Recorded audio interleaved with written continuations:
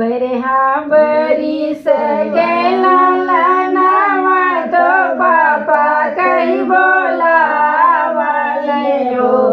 रनिया चिठिया पे चिठिया लिखी भेजे घरा के चलाया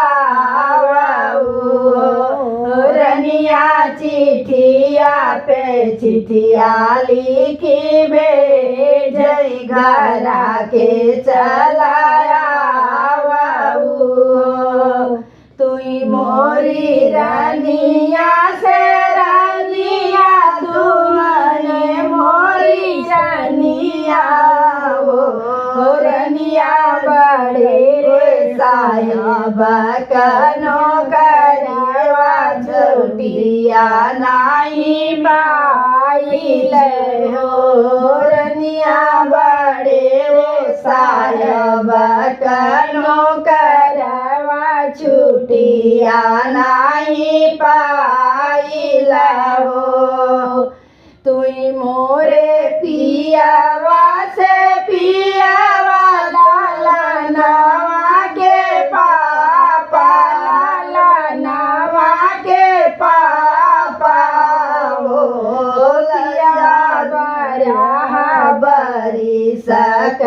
लालनवा पापाई गई बोलावाई हो पियवा बरहा बरिस लालनवा पापा कही बोलावाई हो तब रानी सोनावा दया भैलू रूपवा हो रानी धीरे धीरे होई गई भीतरी ताना से गईलो उतरी न हो रानी धीरे धीरे भइलू भीतरी ताना से गईलो उतरी हो नैहरा जीविया पठाओ वीरन बोलावा वीरन बोलावा रानी बरहा बरिस लालनवा तो पापा कहावा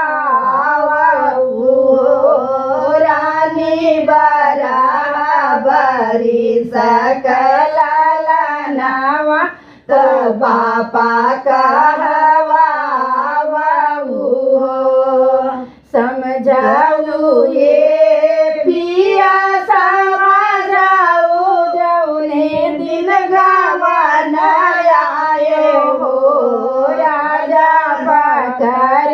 मी मोरी कलैया कलैया काली होई गई कलैया काली होई गए हो राजा पकर मोरी कलैया कलैया काली होई गए कलैया काली होई गए तब तौरायो राजा रुइया दया भैला दुनिया दया भैला दुनिया हो राजा धीरे धीरे होई गैया सुतवा मना से गैया उतरी हो राजा धीरे धीरे होई गया सुतवा मना से गैया उतरी हो मोरी बाबूराइया तिरिया कठोरा बोलिया बोल कठोरा बोलिया बोले हो रनिया साजाई कहीं पकड़ब फला आइट गई घंटा में आई बहो नहीं पकड़ब